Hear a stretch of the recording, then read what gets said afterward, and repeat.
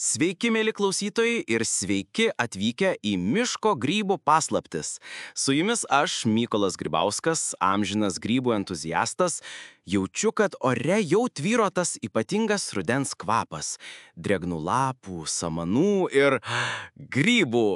Šiandien mes nersime gilyn į Lietuvos miškus, bet ne tik ieškoti baravykų, o ir atskleisti, kokios, supergalios slypi jų kepurėlėse. O kas galėtų geriau tai papasakoti nei mūsų viešnia, pristatydamas mitybos ir grybų tyrinėtoją, biomedicinos mokslų daktarę Auksę Mikelionytę. Labas, Aukse. Labai diena, Mykolai. Labai malonu būti čia. Miškas ir grybai tai tema, kuri sujungia ir aistrą, ir mokslą. Džiaugiuosi galėdama pasidalinti tuo, ką, mokslas šiandien žino apie šias gamtos dovanas. Puiku. Aš visada sakau, kad grybavimas tai geriausia meditacija. Bet Aukse, pasakyk kaip mokslininkė. Ar mes, grybautojai, į krepšį dedamės tiek skalų patiekalą vakarieniai, ar visgi kažką daugiau? Mykolai, jūs į krepšį gadatės tikrą gamtos vaistinėlę. Ir tai ne metafora.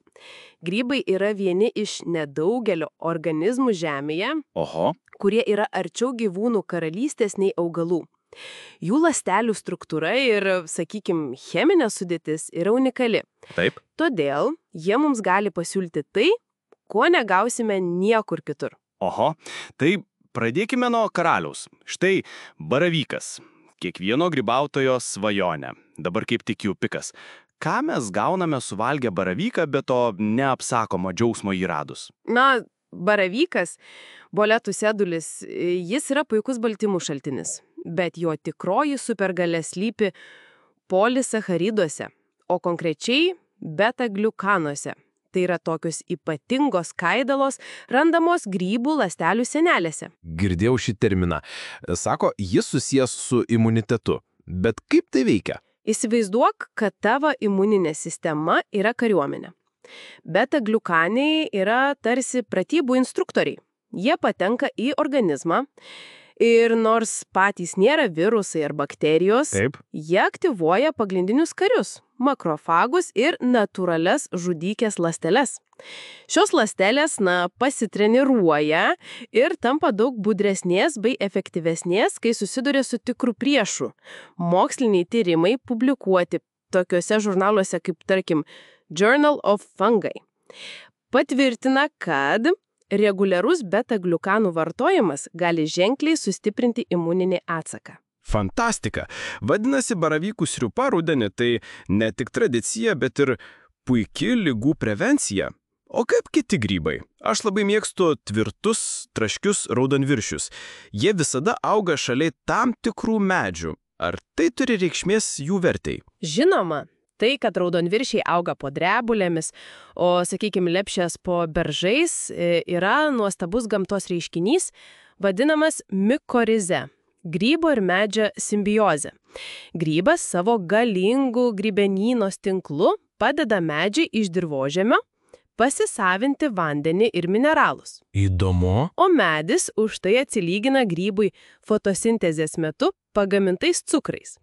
Dėl šio bendradarbiavimo grybuose kaupiasi ne tik beta-gliukanai, bet ir gausybė mineralų – kalio, fosforo, vario ir ypač seleno, kuris yra gyvybiškai svarbus skydliaukės veiklai ir imunitetui. Nuostabu.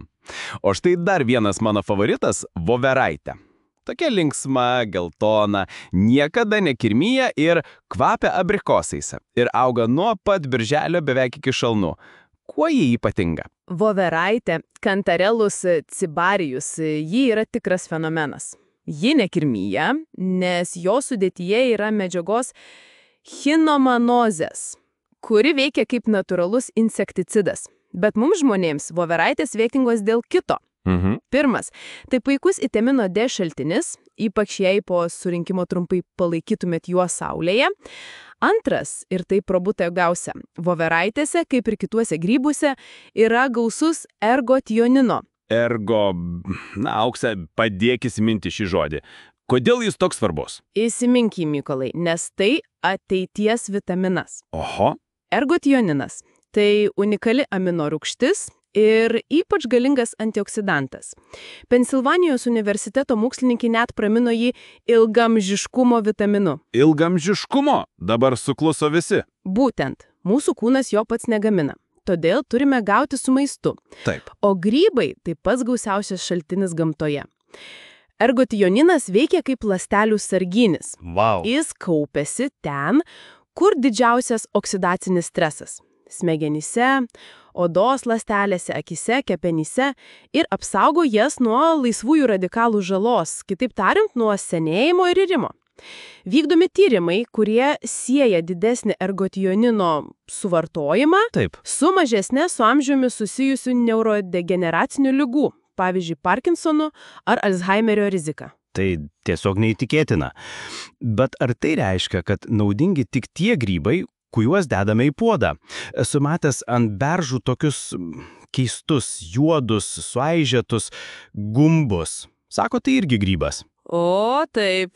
Tu kalbi apie juodąjį beržo grybą, arba čagą.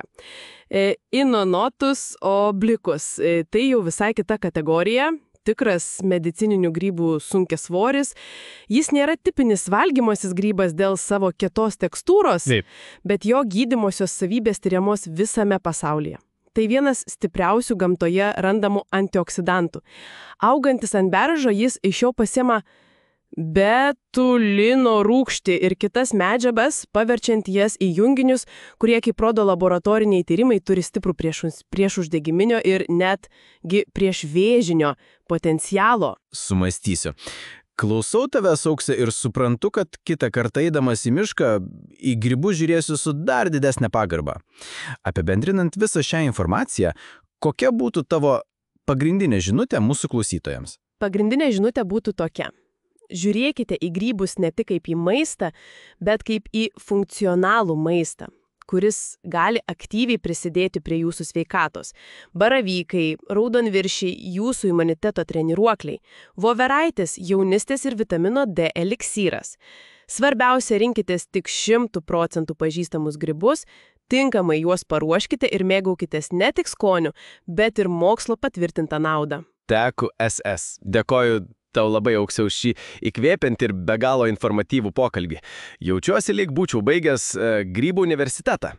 O tiems, kas nori ne tik ieškoti grybų mište, bet ir pabandyti užsiauginti jų paties savo sode ar net balkone, noriu parekomenduoti apsimankyti puslapį grybuauginimas.lt. Ten jūs ne tik rasite įvairiausius grybenynų, nuo piegagrybų iki kurmaniškų šitake, bet ir gausią naudingos informacijos ir patarimų. Tikrai verta užsukti.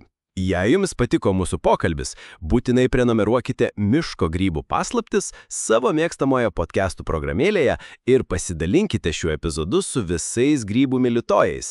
Juk dalintis geromis žiniomis taip pat yra sveika ir pabaigai norėtume palikti jūs su klausimu pamąstymui.